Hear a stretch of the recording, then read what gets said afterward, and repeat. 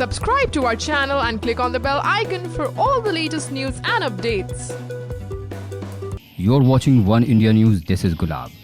A majority of the witnesses who deposed before the Justice Vishnu Sarai Commission believed that Gumnami Baba was Netaji Subhash Chandra Bose.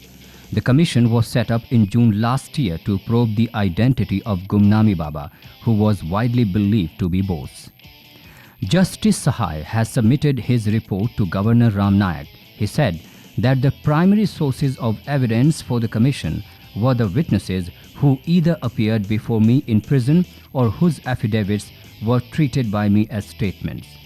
A majority of the witnesses said Gumnami Baba was Netaji or may have been Netaji. Some witnesses also said he was not Netaji. In the 347-page report, he said that the biggest challenge was the passage of time between Gumnami Baba's death and the hearing of the commission. Gumnami Baba died in 1985 and witnesses gave their statements in 2016 and 2017, a time gap of almost 3 decades.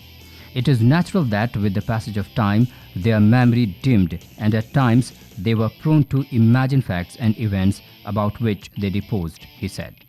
The mandate of the commission was to find out the identity of Gumnami Baba. Majority of the witnesses began with the premise that Gumnami Baba was indeed Netaji. Their approach was that in case the commission did not agree with their premise, only then should it try to find out the identity of Gumnami Baba. In other words, they put the cart before the horse, he added. The Sahai Commission looked into the belonging of Gumnami Baba that had been found after his demise. Among the belongings was some maps belonging to the pre-independence era and other items like pens that people insisted belonged to Bose. Well, that's all in this video for now. For more latest news and videos, don't forget to subscribe to One India News.